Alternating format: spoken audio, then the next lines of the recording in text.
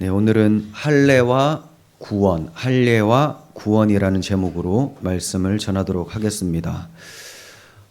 우리 기독교는 은혜의 종교입니다. 오직 은혜입니다.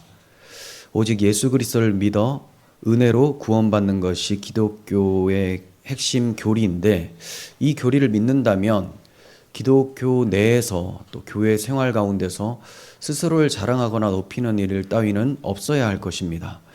그런데 교회의 모습들을 보면 주로 다투는 이유가 자기 자랑, 자기 높임 때문에 일어나는 것이죠. 다른 말로 자기 의 때문에 일어나는 것입니다. 나는 내가 한 행동이 정당하다라고 생각해서 일어나는 경우도 있고, 또 자기가 뭐라도 되는 것 마냥 자기 자신을 특별한 존재로 다른 그 성도들과 다른 어떠한 무언가가 있는 존재로 생각하기 때문에 이제 자기보다 자기가 생각할 때 못한 사람을 봤을 때 좀 폄하하게 되거나 또 부딪히는 그런 일들이 일어납니다. 이런 얘기를 종종 합니다. 우리 집안은 그 믿음의 가문이 4대째야, 이런 얘기를 하죠. 또 우리 집안은 대대로 목사님들이 계셨어, 이렇게 얘기를 합니다. 그러면서 굉장히 자부심을 갖고 또 그것을 자랑을 하게 되는데, 기독교인이라면 그런 것들을 자랑할 것이 아니고 우리 집안에 하나님의 은혜로 목사님들도 세워지고 기독교인들, 그러니까 믿음이 계속 이어져 왔다는 하나님의 은혜를 자랑해야 되는데, 자신의 가문, 배경을 자랑하는 것, 이것 또한 자기 행위나 자기 어떠함을 자랑하는 것이 된다는 거죠. 이러한 것들이 교인들 사이에 들어가 있게 되면 자기를 높이게 되고 자기가 뭐라도 되는 것 마냥 이제 큰 소리를 내게 됩니다. 그러다가 이제 분쟁이 일어나고, 또 자기가 생각할 때 자기보다 못하다고 생각한 사람이 어떤 나은 대우를 받게 되면 굉장히 질투, 시기를 하게 되는 것을 보게 됩니다. 제가 왜 이런 말씀을 드리냐면, 우리는 유대인이 아니죠. 우리는 기독교인, 오직 은혜로 구원받은 예수 그리스도를 믿는 자들입니다. 그런데 유대인들에게 있었던 이런 사고, 이것이 오늘날의 많은 교인들에게 들어가 있다는 거죠. 알게 모르게 저에게도 그런 것이 들어있을 겁니다. 그래서 우리는 늘 깨어서 이런 것들이 튀어나오지 않도록 하나님께 집중하고 십자가 앞에 서는 것이 굉장히 중요하죠. 그럼 유대인들의 어떤 사고가 우리에게도 이렇게 있는 것이냐? 유대인들은 선민 사상이 있었습니다. 선민. 그들이 선민된 징표가 뭐냐?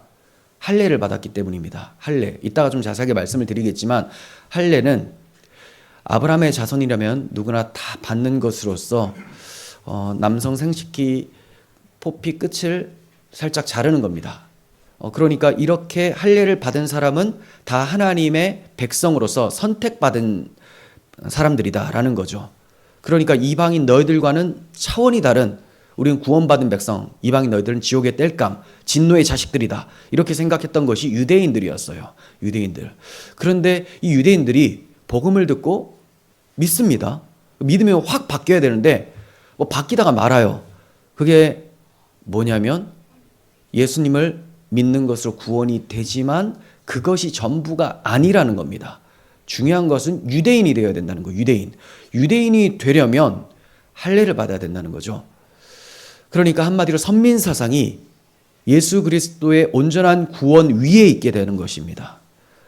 자, 이러한 선민 사상이 오늘날 우리는 유대인이 아니면서도 내가 어떠한 사람이고 내 집안이 어떤 사람이고 내가 교회에 몇 년 다녔고, 이런 것들로 자주 나타난다는 거죠. 자, 그래서 오늘 우리가 할례에 대해서 좀 살펴볼 텐데, 이 할례에 대한 내용이 15장 전체의 줄을 이루고 있습니다. 자, 우리가 15장에 들어왔는데, 바울은 안디옥 교회에 도착을 해서 1차 선교 당시 하나님께서 이방인들에게 믿음의 문을 여셨다는 것을 보고했습니다. 안디옥 교회에. 그러니까 자신들이 파송받았었던 이방 선교를 위한 기지와 같은 안디옥 교회에 돌아와서 1차 선교 성과를 보고한 거죠. 이방인들도 복음을 믿어서 예수님의 제자들이 되더라, 이거였어요.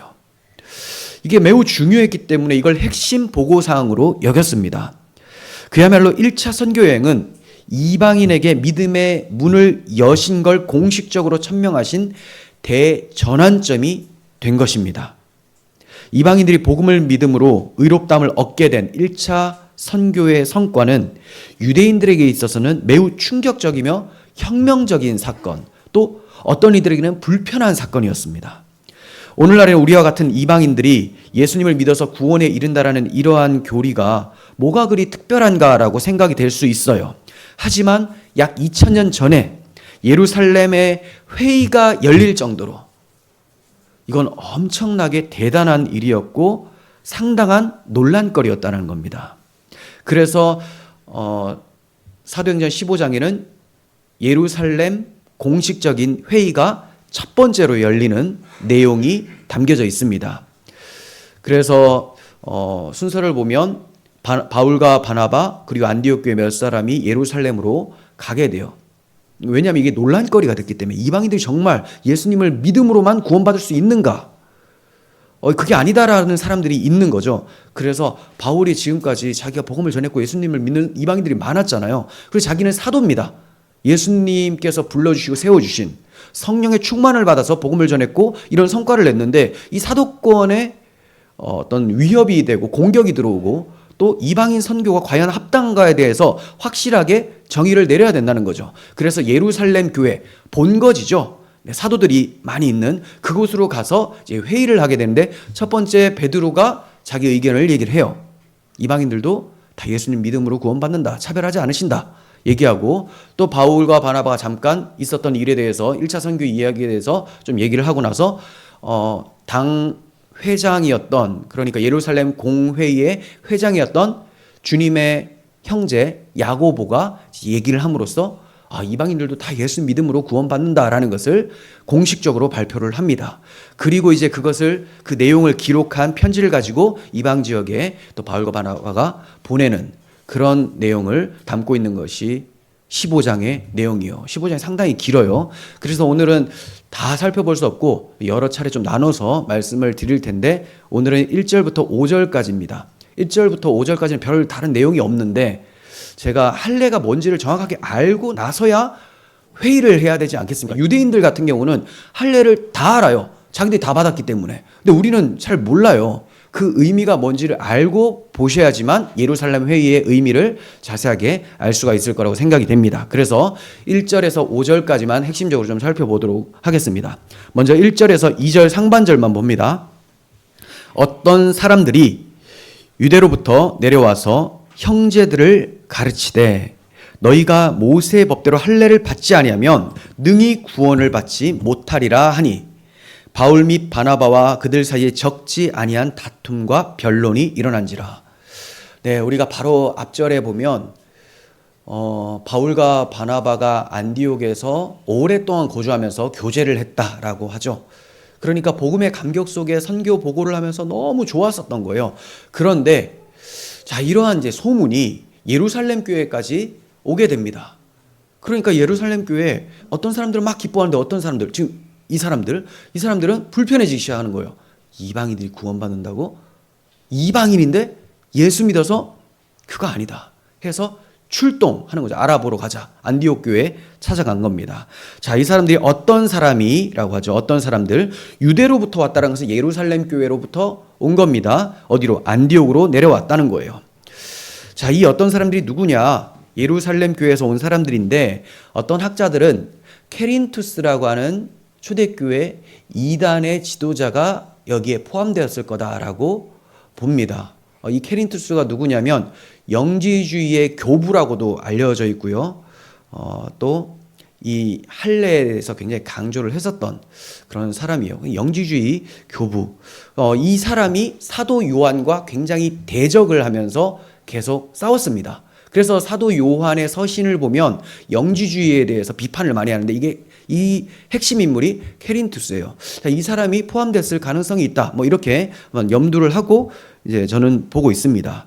자, 그러면 이 케린투스가 있을 수도 있겠지만 뭐 아닐 수도 있겠지만 자, 이 어떤 사람들이 왔어요. 뭘 주장하느냐? 이 사람들도 예수님 믿는 사람들이에요. 유대교가 아니고 유대인 기독교인입니다. 유대 기독교인. 그러니까 예수 그리스도를 믿어요. 근데 그게 끝이 아니에요. 구원은 예수 그리스도를 믿음으로만 이루어진다가 아니고 예수 그리스도에 대한 믿음 더하기 할례를 받아야지만 구원이 발생된다. 이렇게 되는 거예요. 참 이런 주장을 했기 때문에 바울과 같은 경우는 오직 복음으로 자신이 너무나 은혜 받고 변화되어서 그 복음을 목숨 걸고 이방에 전했던 사람 아닙니까? 그런데 유대 기독교인들이 쓱 와서 이상한 얘기를 하니까 다른 복음, 다른 예수를 전파하니까 이것과 싸우게 된 겁니다. 그래서 그들 사이에 적지 아니한 다툼과 변론이 있었다라고 하고 있어요. 그래서 안디옥 교회 형제들이 이 문제에 대해서 우리들끼리 얘기할 것이 아니라, 물론 안디옥 교회 형제들은 바울 편이죠. 자기들은 이방인들이니까. 그런데 사도들, 바울도 사도지만 사도권이 굉장히 위협을 받고 있고 공격을 많이 받거든요. 그러니까 정말 베드로라는 수사도 그리고 다른 사도들에게 검증을 한번 받아보자 해서 예루살렘 교회로 바울과 바나바 그리고 안디옥 교회 몇 사람, 대표적인 사람들이겠죠. 이 사람들을 보냅니다. 예루살렘 교회. 자, 이때 안디옥 교회 성도 중에 몇 사람이 갈 때 아마도 디도가 포함되었다라고 봅니다. 디도서 있죠. 그 디도서의 수신자 바울이 편지를 쓸 때 디도가 나중에 크레타 섬에 감독이 되고 목사가 되거든요.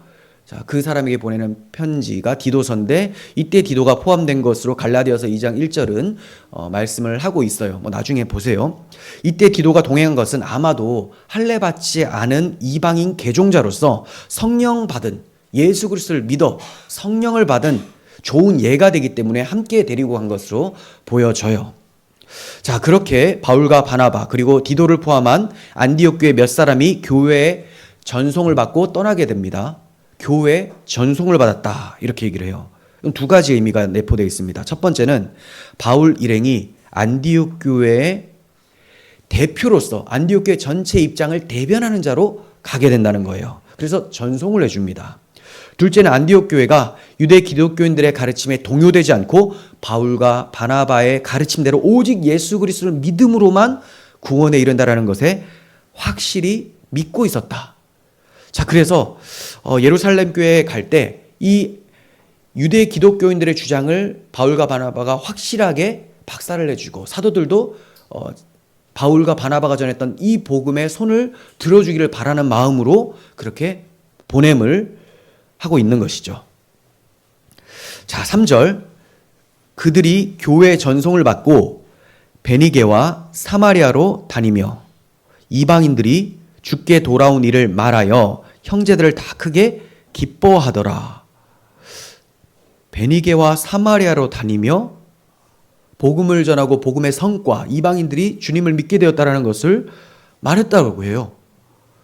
아니, 지금 엄청나게 중요한 문제를 가지고 어디를 가야 돼요? 예루살렘 교회에 가야 되는데 가는 도중에 중간중간에 멈춰서 또 복음 전하고 또 성과를 얘기를 한다는 거죠. 그토록 복음에 대한 열정이 엄청났어요. 바울 일행은 예루살렘으로 곧장 가지 않고 가는 길에 거치게 되는 성읍들을 들러서 복음을 전하고 또 이미 믿고 있었던, 그러니까 바울과 바나바 또는 그 외에 이따가 말씀드리겠지만 스데반 이후로 사람들이 퍼져서 그 복음을 전했었던 그 지역이 이 지역입니다. 그래서 이미 믿는 성도들에게 너희들뿐만이 아니라 이방인들 주님께로 많이 돌아왔다 이렇게 얘기를 하니까 이 사람들이 너무 기뻐했다라고 얘기를 하고 있습니다. 자, 그러면 이 지역이 어딘지 한번 지도를 볼까요? 지도 보세요. 제일 위에 이투레아라고 있죠. 이게 이두메입니다. 성경에 이두메로 기록이 돼요. 그 옆에는 시돈이라고 있죠. 두로와 시돈, 구약 성경에 자주 나오죠. 네, 그 위에가 안디옥이에요. 쭉 올라가면 안디옥에서 쭉 내려옵니다. 어디로? 제일 밑에 보시면 녹색으로 예루살렘 되어 있죠. 거기까지 가야 돼요. 근데 어디를 거치느냐? 빨간색으로 제가 줄을 그었습니다. 베니게와 지나서 사마리아, 여기 거치게 되는 거예요. 베니게와 사마리아, 상당히 거리가 돼요. 자, 그럼 베니게는 어떤 지역이냐? 이방인들이 주로 사는 지역입니다. 물론 땅은 팔레스타인 땅이에요. 하지만 이방인들이 주로 살고 있었기 때문에 유대인들이 좀 꺼리는 곳이었습니다. 특별히 사마리아는 더더욱 아예 그 땅을 밟지를 않는 곳입니다. 그래서 베니게 같은 경우는 스데반 집사께서 순교를 했을 때 이제 박해가 몰아치죠. 그때 예루살렘에서 많은 사람들이 곳곳으로 피신하게 되는데 그때 베니게로도 피신해서 복음을 전해요. 그래서 교회가 형성된 곳입니다. 또 밑에 내려오면 사마리아는 잘 아시겠지만 구약 시대에 솔로몬 왕 이후로 그 아들 르호보암 때에 남북이 갈라집니다. 남쪽은 유다라고 해요. 이게 솔로몬 왕 아들의 나라 르호보암. 그런데 여기서 반역한 사람이 누구냐면 여로보암. 그래서 열지파를 데리고 올라가 버리죠. 북이스라엘입니다. 북이스라엘. 근데 이 북이스라엘이 BC 722년에 아수르의 침공을 받아서 멸망당해요. 그리고 다포로로 끌려가서 아수르의 혼합 정책, 이방인들과 결혼을 시켜버립니다. 그러니까 피가 섞이게 되니까 순수 유대인의 혈통이 없어지게 되죠. 그래서 이는 유대인도 아니고 완전히 이방인도 아니기 때문에 유대인 사고에서는 그냥 피 섞인 이방인 이렇게 보는 거예요. 그래서 그 사람들이 누구냐? 사마리아인입니다. 아수르에 끌려가서 섞여버리는 사람들. 그러니까 이 사람들이 사는 지역이니까 유대인들이 매우 싫어했었던 땅이라는 거죠. 근데 전도자들은 그리고 바울과 바나바는 이곳에 복음 전하고 또 성과를 얘기를 하는 거예요. 그랬더니 이 이방인 기독교인들이 너무 듣고 기뻐합니다. 야, 우리도 이방이지만 완전히 철저한 이방인들. 자기들은 좀 섞여 있잖아요. 근데 완전 이방인들도 듣고 주님께로 돌아왔다니 얼마나 기쁜 소식인가. 이렇게 생각을 하게 된 것이죠. 자, 그러면서 4절 봅니다. 예루살렘에 이르러 교회와 사도와 장로들에게 영접을 받고 예루살렘에 도착을 했어요. 그리고 교회와 사도와 장로들이 기쁘게 영접을 합니다. 하나님이 자기들과 함께 계셔 행하신 모든 일을 보고를 합니다. 자, 그러니까 환영을 받고 나서 왜 환영을 받았냐? 복음을 전파했는데 많은 사람이 믿고 돌아왔으니 얼마나 수고가 많았어요. 그래서 환영을 합니다. 복음의 일꾼이기 때문에. 그러면 보통 사람 같으면 제가 어떤 일을 했는지 아십니까? 하면서 자기의 어떤 업적을 얘기하기 쉬운데 아니면 하나님의 은혜라고 하면서도 살짝 끼워 넣는 게 인간의 특징이거든요. 근데 철저하게 하나님이 자기들과 함께 계셔서 행하신 모든 일, 하나님이 아니라면 자기들은 아무것도 할 수 없었음을 얘기를 하고 있어요. 그러면서 이방인 선교라는 것이 하나님의 뜻으로 진행된 것이며 하나님께서 이방인에게도 유대인과 차별하지 않고 구원의 문을 열어주셨다라는 것을 보고한 겁니다. 자, 5절 보세요. 그러자 예루살렘에서 이렇게 보고를 하자 여러 사람들이 있었을 거 아닙니까? 그 중에 바리새파 소속이었었던 유대 기독교인들. 그러니까 완전히 바리새 유대교는 아니고요. 예전에 바리새파였는데 이제 유대 기독교인이 된 겁니다. 자, 이 사람들 어떤 사람이 일어나서 이방인에게 할례를 행하고 모세의 율법을 지키라 명하는 것이 마땅하다. 이렇게 얘기를 합니다. 그러니까 우리가 1절에 살펴봤었던 어떤 사람들이 얘기한 것과 똑같은 주장이죠. 그래서 아마도 이 바리새파 기독교인들이 1절에 나타난 어떤 사람들을 파송했다라고 이제 보여져요. 그들은 예루살렘에서 내려온 형제들이었죠. 형제들. 왜냐하면 예수 믿는다고 하니까 일단 형제로 본 겁니다. 그리고 예수님을 믿는 것을 부인하는 것도 아닌데 어째서 할례 받는 이 문제로 인해서 적지 않은 다툼과 변론이 일어났을까요? 이게 단순한 할례 문제가 아니고 할례를 단순히 받고 안 받고의 문제가 아니고 구원 문제가 달려있기 때문에 그렇습니다. 구원 문제. 할례를 받지 않으면 구원받을 수 없다라고 이 사람들이 얘기를 해버린 거죠. 만일 그들의 주장대로 할례를 받지 않으면 능히 구원받지 못한다라고 해버린다면 주님께서 십자가에서 다 이루었다 하신 그 말씀은 거짓이 되어버리는 거예요. 그리고 이 주님이 이루신 복음이 불완전하기 때문에 할례라는 인간의 행위, 율법 행위를 더해서 구원이 이루어진다라고 주장하는 게 돼버려요. 그러니까 하나님이 예수 그리스도를 통해서 오직 은혜로 이루신 이 구원 사역에다가 인간의 행위, 율법 행위를 숟가락 하나 얹어버리는 그런 주장을 해버렸기 때문에 바울이 여기서는 조금도 밀리지 않고 물러섬 없이 싸우게 되는 겁니다. 자, 그렇다면 이 할례가 뭔지를 우리가 좀 자세히 살펴보길 원하는데, 할례 구속사적인 의미, 이걸 살펴보도록 하겠습니다. 오늘 상당히 살펴보겠지만 예전에 한번 했어요. 이게 하나님의 구원 계획 11번, 그리고 아브라함 세 번째 시간이 있습니다. 아브라함 3이라고 치면 나와요. 그거 한번 들어보셔도 되고, 오늘 이 설교를 그냥 잘 생각하셔도 될 것 같아요. 자, 먼저 할례에 대한 구속사적인 의미인데, 할례는 분명 하나님께서 이스라엘의 첫 번째 조상인 아브라함에게 주신 규례였습니다. 이스라엘의 직접적인 조상은 야곱이죠. 야곱의 이름이 이스라엘 되니까. 하지만 그의 할아버지 아브라함부터가 이스라엘 민족의 시작이에요. 아브라함의 후손이죠. 네, 그게 이스라엘. 자, 이 아브라함에게 처음으로 주신 규례가 할례예요. 앞서 말씀드렸다시피 아브라함과 아브라함의 후손 중에 남자 아기는 난지 8일째가 되면 다 할례를 받으라라고 말씀하셨어요. 생식기 포피 끝을 살짝 자르는 것. 그렇게 해서 내 백성이라는 것을 나타내라. 그러니까 하나님 백성, 언약 백성의 징표로 할례를 주신 거예요. 징표. 그걸 행하면 하나님 백성 되는 것이 아니고요. 하나님 백성이기에 징표로 주시는 겁니다. 이 순서가 되게 중요해요.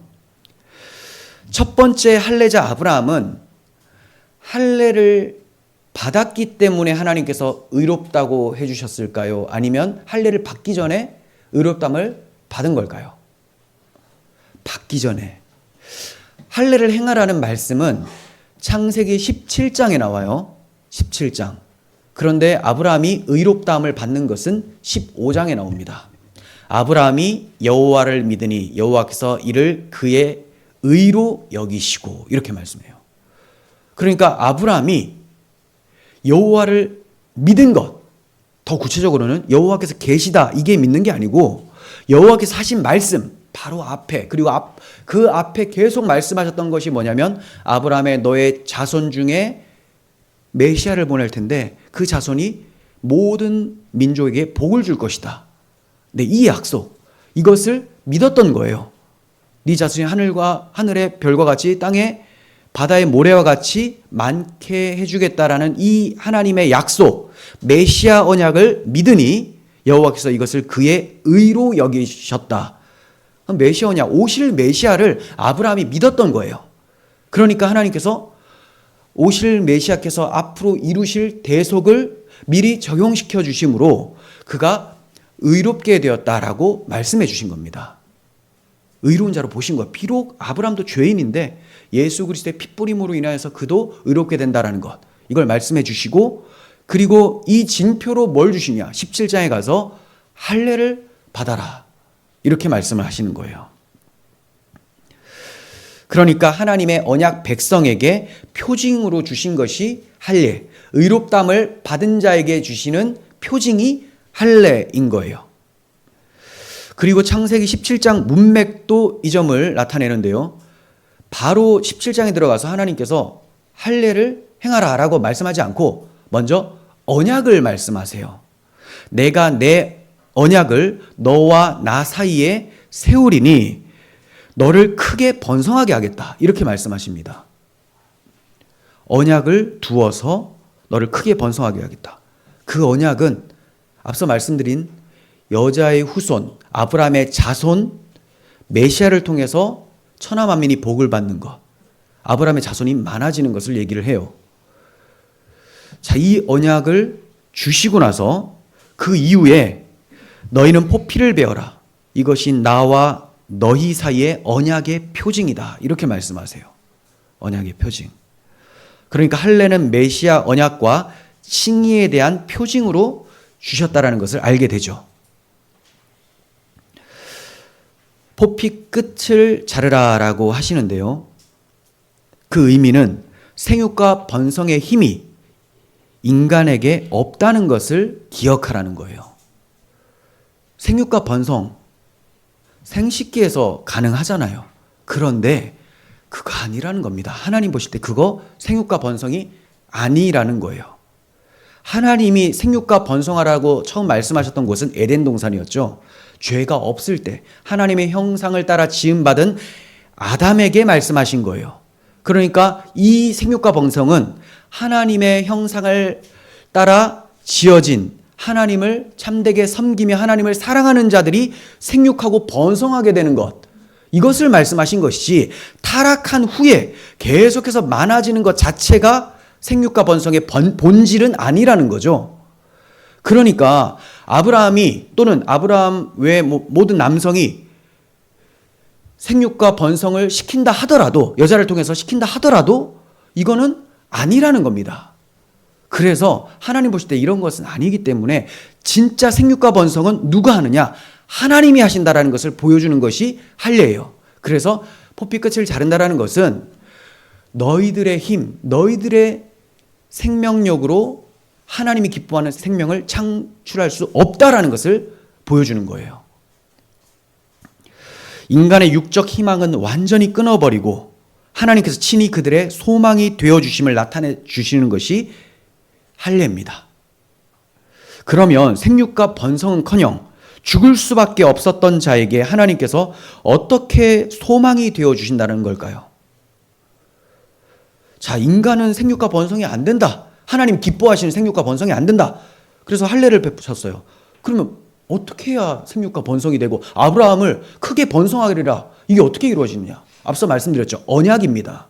메시아, 아브라함의 후손에서 메시아가 오셔서 십자가에서 죽으시고 죄를 다 사하시고 부활하심으로 우리를 의롭다고 확증해 주시는 것, 이것만이 유일한 소망이 되는 거예요.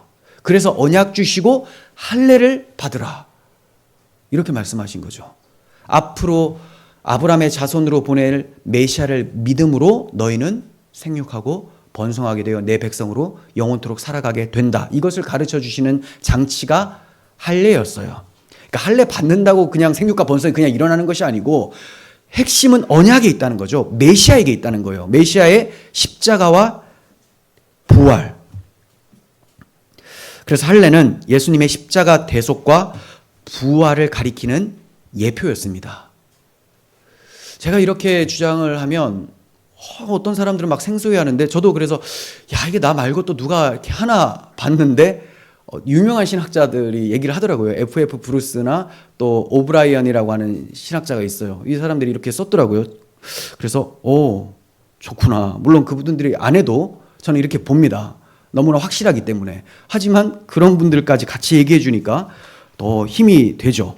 자, 그래서 이 할례는 예수 그리스도의 십자가와 부활의 의미를 가리키는 장치였어요. 그림자였다라는 거죠. 그래서 난지 8일 만에 할례를 베풀라. 난지 8일 만에 이렇게 말씀하신 겁니다. 왜 3일도 아니고 뭐 한 달도 아니고 8일이냐? 자주 말씀드리잖아요. 8이라는 수는 안식의 수가 7입니다. 근데 죄로 인해서 안식이 깨지죠. 안식이 깨져요. 그러면 하나님이 깨진 상태로 두시느냐? 세일을 시작하십니다. 그 세일을 시작하는 상징의 수가 8이에요. 8. 그래서 예수님도 십자가에서 죽으신 후에 안식 후 첫날, 안식은 7일, 안식 후 첫날 8일에 부활을 하시는 겁니다. 이것은 우리 죄를 대신하여 죽으시고 사망 권세를 이기신 하나님의 새 일이었던 거예요. 이것을 구약시대는 할례로 예표로 보여주셨던 거예요. 동일한 의미로 신약시대는 세례를 베풉니다. 세례. 그래서 세례의 영적 의미가 십자가 대속이에요. 부활까지 포함하죠. 세례를 받는다고 들어가잖아요. 그럼 이건 십자가예요. 근데 나와요. 부활을 나타내는 겁니다. 깨끗하게 새롭게 되는 것. 이러한 진짜 할례, 진짜 세례인 그리스도의 십자가 대속을 믿는 자들은 하나님을 향해서 새로워진 자들, 살아난 자들. 그래서 하나님 백성이 되어서 땅에 충만하게 거하게 됩니다. 정말로 생육과 번성하게 돼요. 예수 그리스도를 믿어서 거듭나게 되면 생육, 번성하게 되면 이 사람들이 땅에 충만하게 되죠. 이 사람들을 교회라고 해요. 그래서 에덴 동산에서 아담과 하와에게 명령하셨던 그 명령이 죄로 인해 파괴가 됐는데, 불발이 됐는데, 그리스도께서 십자가 대속으로 회복시킴으로 에덴의 회복이 일어나게 된 거예요. 그렇게 회복된 자들이 바로 그리스도인들, 교회라고 하는 겁니다. 교회. 그러므로 그리스도인들은 이제 육신의 할례를 받는 것이 아니고요. 이미 그 마음에 영적 할례가 베풀어진 자들입니다. 마음의 영적 할례가, 영적인 세례가 베풀어진 거예요. 구약 시대에는 계명이 돌판에 새겨졌었는데 신약 시대에는 마음판에 새겨지게 된 것처럼 구약 시대에 할례를 살해했는데 이제 신약 시대는 할례를 마음에 하는 거예요. 마음에. 바울 사도는 말씀했습니다. 무릇 표면적 유대인이 아니요. 그러니까 혈통, 민족 유대인이 아니고 또 표면적 육신의 할례가 아니라고 해요. 육신에 하는 게. 그럼 뭐냐? 이면적 유대인이다. 이면적, 영적인 유대인이라는 거예요. 예수님 믿는 사람들이 진짜 영적 유대인, 영적 이스라엘 교회다. 그리고 이면적 할례가 진짜 할례라고 말을 합니다. 이면적 할례가. 그러니까 할례는 마음에 할지니 영에 있고 율법 조문에 있지 않다. 율법 조문에 기록된 대로 포피 잘라서 하는 거 이게 아니고 그거 그렇게 하라고 한 진짜 의미가 뭐였냐면 마음의 할례를 베푸는 것을 설명하기 위해서 장치로 준 거였다. 네, 그렇게 얘기를 했습니다. 할례를 주신 것은 할례를 통해서 율법을 통해서 구원받으라고 주신 것이 아니고 언약을 믿는 자에게는 이미 그 마음에 할례가 베풀어졌음을 가르쳐 주시기 위해서 베풀라고 하신 거예요. 그러므로 이미 구약 시대에도 너희는 마음에 할례를 행하고 다시는 목을 곧게 하지 말라라고 모세가 명령을 합니다. 구약 시대 때부터. 그러니까 신약 시대에만 이게 해석이 된다고 생각하는데 그게 아니고 신명기에서부터 모세가 너희는 마음의 할례를 베풀고 목을 굳게 하지 말라. 왜 목을 곧게 하지 말아요? 할례는 너는 아무것도 아니야라는 것을 나타내는 거잖아요. 그러니까 목을 곧게, 너 자랑하지 말라. 오직 하나님의 언약, 오실 메시아가 대속함으로 네가 하나님 백성 되는 거지 네가 잘나서 하나님 백성 되는 거 아니야. 그러니 목 빳빳하게 세우지 마. 이렇게 얘기를 하는 겁니다. 우리도 마찬가지죠. 세례 받았다고 그래도 나 세례교인인데 뭐 어쩌라고. 십자가에서 죽었다는 의미입니다. 그러니까 그래도 이런 말을 쓰면 안 되는 거예요. 십자가에 못 박혀 죽은 자, 그러니까 나로서는 도무지 할 말이 없지만 예수 그리스도만 자랑하는 이런 자가 세례받은 자죠. 진짜 할례 받은 자는 육신의 할례를 받았으나 정말 마음의 할례를 함께 받은 다윗, 모세, 아브라함 이런 사람들은 메시아를 찬양하고 하나님을 찬양하게 되죠. 자기를 자랑하지 않는다는 거예요. 자, 그러면 이 할례 받는 것이, 마음의 할례를 받는 것이 사람이 자기 힘으로 가능할까요? 뭐 어떻게 해야 마음의 할례를 받습니까? 어떻게? 그러므로 이 또한 하나님이 하시는 거라는 것을 구약시대에 이미 말씀해 주셨어요. 신명기 30장 6절을 봅니다. 내 하나님 여호와께서 내 마음과 내 자손의 마음에 할례를 베푸사 너로 마음을 다하며 뜻을 다하여 내 하나님 여호와를 사랑하게 하사 너로 생명을 얻게 하실 것이며 라고 합니다. 주어가 누굽니까? 여호와께서, 내 하나님 여호와께서 내 마음과 내 자손의 마음에 할례를 베풀어 주신다. 네가 베푸는 게 아니야. 너는 단지 육신의 할례만 베푸는데 그것은 네가 언약을 믿어 하나님이 네 마음에 할례를 베풀었다는 징표로 가지고 있으라. 이거예요. 하나님이 마음의 할례를 베풀죠. 그러면 마음의 할례가 베풀어진 자, 이 사람들은 어떤 행동이 나오느냐? 마음을 다하여 뜻을 다하여 여호와를 사랑해요. 이걸 다른 말로 율법을 온전히 행하는 거죠. 하나님 사랑이 율법 아닙니까? 네가 마음의 할례를 받으면 하나님이 할례를 베푸시면 너는 율법 지킨 자로 살게 된다. 그러면 어떻게 돼요? 너로 생명을 얻게 하실 것이며. 네. 생명 얻는 것은 하나님께서 행하시는 할례를 통함입니다. 영적 할례. 이 할례가 신약의 성도들에게는 어떻게 표현이 되느냐? 마음의 할례를 받았다라는 것은 거듭나게 되었다라는 거예요. 예수 그리스도 십자가의 복음을 믿음으로 마음의 변화가 되었다. 거듭나게 되었다. 이렇게 신령한 의미로 개혁이 되는 겁니다. 골로새서 2장 11절을 보세요. 또 그 안에서 너희가 손으로 하지 아니한 할례를 받았으니, 그리고 육신의 할례를 받은 것이 아니고 손으로 하지 아니한 영적 할례를 받았으니 곧 육의 몸을 받는 것이요 그리스도의 할례니라. 육의 몸을 받는다라는 것은 죄성을 따라 살지 않고 이제 하나님을 사랑하며 살 수 있게 되었다. 그게 뭐라고요? 그리스도의 할례. 그리스도의 할례가 뭐냐? 그리스도께서 십자가에서 할례를 받으신 거예요. 할례라는 단어는 히브리어로 무울인데요. 무울. 이 뜻이 뭐냐면 자르다입니다. 잘라내다. 예수님께서 자기 몸을 자르심으로 십자가에서 물과 피를 쏟으심으로 영적 할례를 예수님이 십자가에서 받으심으로 우리에게 영적 할례를 베푸시는 분이 되어주셨다라는 거죠. 그래서 그리스도의 할례는 타락한 옛 본성을 잘라버리시고 새 본성을 심어주시는 마음의 할례를 얘기를 하는 거예요. 내 마음에 십자가가 있다. 이게 영적 할례, 마음의 할례예요.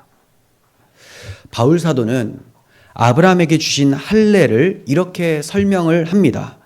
한번 천천히 봅니다. 로마서 4장 11절 보시면 그가 아브라함이 할례의 표를 받은 것은 무할례 시에 믿음으로 된 의를 인친 것이니, 이게 앞서 말씀드린 창세기 15장에 믿음으로 의롭다함을 받았다는 거죠. 할례를 받지 않았을 때 받은 것이니, 왜 그렇게 했느냐? 이는 무할례자로서 믿는 모든 자의 조상이 되어, 믿는 모든 자, 그러니까 유대인뿐만이 아니라 할례를 받고 나서 의롭다함을 받았으면 유대인들만 아브라함의 자손이라고 생각하겠죠. 그런데 할례 받지 않았을 때 믿음으로 의롭다함을 받았기 때문에 예수 그리스도를 믿는 유대인이든 이방인이든 모든 민족의 믿음의 조상이 된다는 거예요. 믿음의 조상. 그래서 믿음의 조상입니다. 믿는 자의 모든 조상이 되어 그들도 의로 여기심을 얻게 하려 하심이라. 우리도 예수 그리스도를 믿기만 하면 아브라함의 자손이 되는 것이구나. 그래서 바울 사도가 친절하게 갈라디아 3장 29절에서 너희가 그리스도의 것이면 곧 아브라함의 자손이요 약속대로 유업을 이을 자니라. 이렇게 얘기를 합니다. 갈라디아서는 갈라디아 교회.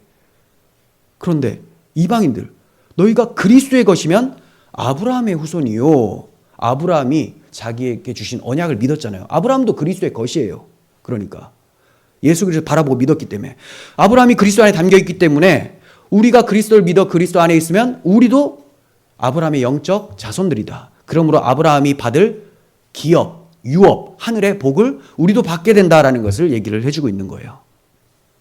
고린도서 5장 17절 보십시오. 그런즉 누구든지 그리스도 안에 있으면 새로운 피조물이라. 이전 것은 지나갔으니 보라 새 것이 되었도다. 네, 새로운 피조물, 새롭게 되었어요. 마음의 할례를 받아 하나님의 백성으로 새롭게 태어난 거예요.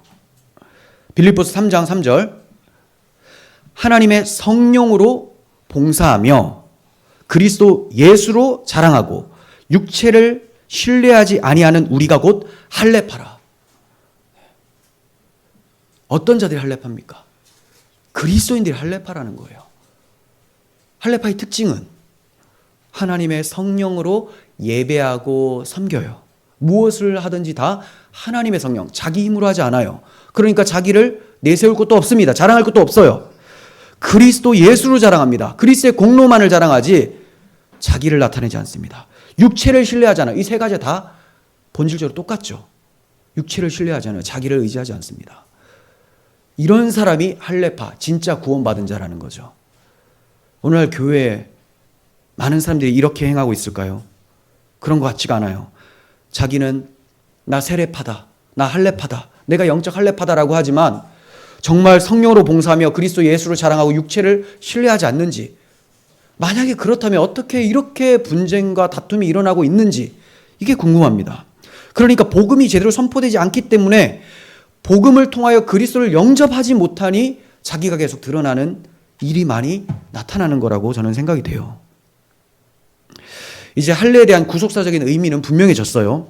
할례를 행함으로 의롭다함을 받는 것도 구원을 얻을 수 있는 것도 아니라는 거죠.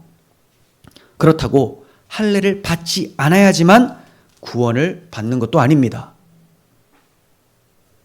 할례를 받는 것이나 안 받는 것이나 아무 효력이 없을 때 사랑으로서 역사하는 믿음뿐이니라 라고 바울 사도는 말씀합니다. 할례나 무할례나 아무 효력이 없다. 받든지 말든지 그거는 알아서 할 것이고 중요한 게 아니야. 이방인으로 있으면 할례 받지 마라. 유대인들이 할례 받았어? 괜찮아. 중요한 것은 사랑으로 역사하는 믿음뿐이다. 예수 그리스도를 믿는 것. 또 얘기합니다. 할례나 무할례가 아무것도 아니로되 오직 새로 지으심을 받는 것만이 중요하니라. 새로 지으심을 받는 것, 영적 할례, 마음의 할례, 십자가의 복음을 믿는 것이 중요하다라는 말이죠. 그렇습니다. 오직 아브라함의 자손으로 오신 예수 그리스도의 대속적인 죽음을 믿음으로 말미암아 의롭다함을 얻을 수 있고 구원을 얻을 수 있는 거예요. 이처럼 할례는 은혜의 표징인데, 오직 은혜로 구원받는다는 표징인데, 이 바리새파 유대 기독교인들, 이 어떤 사람들은 자기 육체의 자랑거리로 할례를 삼았습니다. 본문의 예루살렘을 방문한 때를 회상하며 쓴 내용이 갈라디아서 2장 1절부터 나오게 되는데요. 동일한 시점입니다. 그때 바울이 이방인에게 할례를 베풀라고 하고 그래야 구원이 이루어진다라고 했었던 이 바리새파 기독교인들, 그러니까 육체를 자랑하는 자들에 대해서 어떻게 설명하는지를 봅니다. 갈라디아서 2장 1절을 찾아봅니다. 자, 1절입니다. 14년 후에 내가 바나바와 함께 디도를 데리고 다시 예루살렘에 올라갔나니, 디도를 데리고 갔죠. 계시를 따라 올라가 내가 이방 가운데서 전파하는 복음을 그들에게 제시하되, 복음을 제시했어요. 유력한 자들에게 사사로이 한 것은, 그러니까 유력한 자들에게는 시간을 내서 개인적으로 더 자세히 얘기했다. 예루살렘 지도자들에게는 이렇게까지 한 것은 내가 다름질하는 것이나 복음을 위해서 수고한 것이나 다름질한 것이 헛되지 않게 하려 함이라. 3절 그러나 나와 함께 있는 헬라인 디도까지도 억지로 할례를 받게 하지 아니하였으니. 디도는 이방인 기독교인이었잖아요. 너 할례 받지 마라. 억지로 할 필요 없다라고 했어요. 이것은 가만히 들어온 거짓 형제들 때문이다. 받든지 안 받든지 사실 중요한 게 아닌데 받지 말라고, 억지로 받지 말라고 얘기를 했어요. 왜? 가만히 들어온 거짓 형제들이 이상한 소리를 하니까, 할례가 구원의 필수처럼 얘기를 하니까 막은 겁니다. 그들이 가만히 들어온 것은 그리스도 예수 안에서 우리가 가진 자유를 엿보고 우리를 종으로 삼고자 합니다. 우리가 가진 자유가 뭐예요? 우리의 죄는 주홍같이 붉어서 하나님 앞에서 절대로 지어질 수가 없는데, 우리 힘으로는 어떠한 것을 해도 지어질 수 없고 지옥의 형벌을 받아 마땅한데, 예수 그리스도의 피가 우리 주홍같이 붉은 죄를 싹 다 지워버리셔서 죄에서 자유케 하고 하나님을 자발적으로 섬길 수 있는 자유함을 주셨기 때문에 이 자유자입니다, 기독교인들은. 그런데 예수 믿는 것만으로는 안 되고 할례를 받아야 된다. 할례를 받으면 유대인이 된다는 것이고, 유대인이면 필수적으로 율법이 그대로 적용이 됩니다. 그럼 율법을 다 지켜라, 이렇게 되는 거죠. 그렇게 해서 다시 종의 멍에를 지게 하는 것, 이렇게 하는 이유가 뭐냐? 자기들이 거기 위에 군림하면서 스스로를 높이려고 하는 거라는 거죠. 우리를 종으로 삼고자 함이라. 그들에게 우리가 한시도 복종하지 아니하였으니 이는 복음의 진리가 항상 너희 가운데 있게 하려 함이라. 그래서 물러서지 않고 아주 심하게 다툼과 변론이 있었던 겁니다. 바울의 표현대로 저들은 마음이 완고해서 오늘까지도 구약을 읽을 때 모세의 얼굴을 덮었던 수건이 그들의 마음을 덮고 있었던 거예요. 그들은 모세가 얼굴에 바라는 빛을 수건으로 가리듯이 그리스도의 영광의 복음의 강체가 비치지 못하도록 먼저는 자기 마음을 덮었고, 또 믿으려고 하는 자들의 마음을 할례를 받으라라고 말하면서 덮어버리고 있었던 겁니다. 마음의 수건이 덮이니 복음이 안 들어가죠. 왜? 복음 자체를 왜곡시키는 것을 수건을 덮었다라고 하는 겁니다. 복음이 왜곡되니 그리스도가 들어옵니까? 그들은 주님께서 십자가상에서 다 이루었다고 선언하심으로 1500년 동안 막혀 있었던 휘장이 찢어졌는데도 다시 그 휘장을 꿰매면서 하나님 앞에 나아가는 길을 막고 있는 행동을 했었던 거예요. 하나님의 아들이 죽으시고 다시 사심을 통해 드러내신 복음이 마치 불완전한 것처럼 할례를 첨부해야 된다는 잘못을 범하고 있었던 겁니다. 그러면서 그것이 마땅하다고요. 마땅하다. 무식하면 용감하다고 마땅하다라고 하는 거죠. 여러분, 정말 그게 마땅한 겁니까? 십자가에다가 복음에다가 할례를 더하는 것이 마땅합니까? 이걸 바울은 다른 복음이라고 했던 거예요. 자, 이러한 문제가 초대교회 예루살렘 회의의 쟁점이었고 또한 오늘날 교회의 쟁점이기도 합니다. 오늘날에도 자유주의 신학은 오직 은혜, 오직 그리스도, 오직 믿음, 이 교리를 거부해요. 오직이라는 단어 다 빼라는 겁니다. 오직. 예수 믿는 거 좋아. 하지만 행위 더해라. 은혜 좋아. 하지만 행위 더해라. 믿음이 다가 아니다. 이렇게 얘기를 합니다. 그러므로 우리가 이 자유주의 신학이 점점 성행하고 있는 가운데 이 진리, 이 교리를 잘 보수해야 돼요. 오직 예수 그리스도, 오직 믿음, 오직 은혜. 자, 그러면 우리와 같은 보수적인 교회, 전통적인 교회는 오직 은혜, 오직 믿음이라는 교리가 아무런 문제가 안 될까요? 교리적으로는 문제가 안 되죠. 다 받아들이니까 보수적 교회라고 하는 거예요. 다 받아들이니까. 사도들, 초대 교부들, 그 많은 기독교 선배들이 정통 신앙을 가진 사람들이 이것을 수용했고 우리도 이것을 그대로 수용하기 때문에 보수적인 교회죠. 그런데 과연 우리의 마음에도 이 교리가 적용이 되고 있는가? 이걸 생각해 봐야 된다는 거죠. 오직 예수, 오직 은혜, 오직 믿음? 맞아요. 그러면 모습을 보니까 그런 것 같지는 않은데 이런 의아한 생각이 든다는 거죠. 예를 들면 교회 안에 어떤 사람이 몇 대째 믿는 집안의 사람이라고 생각을 해보세요. 어머니 뱃속에서부터 예배당에 나왔습니다. 모태신앙이죠. 어려서부터 주일을 안식일로 지키면서 11조를 철저히 하고 교회에 충성 봉사를 해왔어요. 자, 그런데 바로 이웃에 살던 사람이 이 교회에 출석하기 시작한 거예요. 자, 이 사람은 어떤 사람이냐? 한평생 우상 숭배하다가 인생의 황혼기에 예수님을 믿은 사람으로서 그 집안 대대로 우상 숭배했던 사람. 네, 이런 사람이라는 거죠. 저 같은 사람이라는 거죠. 군대에서 예수님 믿고 그 전에는 계속 우상 숭배했지 않습니까? 스스로 막 신이 되려고 명상도 하고 절에 가서 또 불공도 하고 이런 사람이 온 거예요. 자, 그런데 이제 시간이 좀 지나서 교회에서 장로 투표를 해요. 그럼 어떤 사람을 여러분들은 장로로 투표하겠습니까? 많은 사람들이 그래도 믿음의 가문, 오랫동안 교회에서 생활했고 충성 봉사했고 주의를 잘 지키고 이런 사람 해야 되지 않을까? 그런데 투표를 했는데 뒤에 온 사람이 장로가 되고 먼저 온 사람이 떨어졌다라고 생각한다면 제일 속상할 사람이 누굴까요? 자기는 좀 다른데라고 생각했었던 그 믿음의 장로 후보, 믿음의 가문의 장로 후보가 이게 뭐지? 막 시험에 드는 거예요. 여러분도 안 그럴 것 같습니까? 여러분들이라고 생각해 보세요. 이 장로 후보자가 우리도 나중에 장로 투표할 거 아닙니까? 그때 지금 이 사람의 모습이 나타날 수가 있다는 거예요. 이 사람이 제일 분노하겠죠. 그 모태신앙 장로 후보나 그의 가족이나 또는 함께 오랫동안 신앙생활을 한 사람일 가능성이 매우 크다는 거예요. 야, 내가 옆에서 보면서 저 사람 진짜 열심히, 그리고 저 사람 뿌리부터 다른데 뿌리는 다 마귀의 자식이잖아요. 뿌리부터 뭐가 달라요? 뿌리는 다 진노의 자식인데 은혜로 구원받았잖아요. 근데 계속 뿌리부터 다르다고 생각하는 이런 사람들이 막 화가 나는 거죠. 자, 여러분이 이런 상황이라면 똑 떨어진 마당에 정말로 예수님을 사랑하며 교회를 위해 충성, 봉사, 헌신을 이전처럼 할 수 있겠습니까? 떨어지기 전에는 되기 위해서라도 충성, 봉사를 했는데 똑 떨어지고 나니 그것도 야, 저 사람하고 나하고 올라갔으니 나는 되겠구나라고 했는데 똑 떨어졌으니 교회를 옮길 수도 있습니다. 자, 옮기는 사람은 불신자.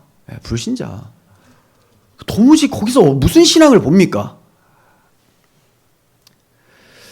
100% 불신자는 아닐 수 있겠지만 잠깐 시험에 들어서 근데 제가 아주 경각심을 주기 위해서 그렇게 말씀드리는 거예요. 불신자에 더 가깝겠죠. 이방인들도 오직 예수 그리스도를 믿음으로만 구원을 받는다고 할 때 느끼는 유대인의 감정만큼은 아니겠지만 조금이라도 비슷한 감정을 오늘 우리도 느끼며 살고 있는 거예요. 그러므로 할례인가 믿음인가 하는 교리적 문제도 중요하고 또 그 교리를 머리로 인정하는 것을 넘어서 마음으로 인정이 되는가 이것도 매우 중요하다는 거죠. 교리가 머리로만 인정이 되면 이걸 교조주의, 이성주의자가 돼서 그냥 죽은 신앙. 근데 머리로 하는 것이 마음까지 울려서 전인적으로 믿게 되는 것이 참된 신앙의 모습이라는 거죠. 우리는 어떤 교리를 믿고 있습니까? 교리를 믿는다라는 것은 그렇게 생각하며 살아간다는 걸 의미해요. 히브리서 기자는 믿는 것이 곧 순종이다. 순종이 믿음이다라고 했어요. 믿기 때문에 그렇게 행하는 거죠. 믿기 때문에. 저기 낭떠러지 가면 떨어지면 죽는다. 믿기 때문에 안 가는 거예요. 안 떨어지는 거죠. 근데 안 믿으면 발 뒤져볼 수도 있지 하는 거죠. 믿으면 순종하는 거예요. 할례, 육체를 자랑할 것이 아니라 오직 예수 그리스도와 그분이 십자가에 못 박히신 것 외에는 아무것도 알지 아니하고 그것만 자랑하는 우리가 되었으면 좋겠습니다. 십자가만 자랑하는 것으로 하나님께 영광 돌리고 십자가만 자랑하는 것으로 주 안에서 하나를 이루어서 연합하고 아름다운 교회의 모습, 주님의 몸된 교회로 살아가는 우리 교회가 되었으면 좋겠습니다. 기도하겠습니다. 하나님 아버지, 우리 주 예수 그리스도의 십자가의 대속이 바로 우리 마음에 베푼 그리스도의 할례임을 믿습니다. 우리가 십자가에 주와 함께 못 박히고 부활하신 주와 함께 산 자가 되었으니 이제 자기를 나타내는 자가 아니라 주만 나타내게 하여 주시고 오직 은혜만을 자랑하며 자기를 십자가 뒤에 감추며 그리스도만 높임으로 하나 된 교회 되게 하여 주시옵소서. 이 진리를 잘 보수하고 우리 마음에 잘 지키는 우리들이 되게 하여 주옵소서. 우리 구주 예수 그리스도의 이름으로 기도합니다. 아멘.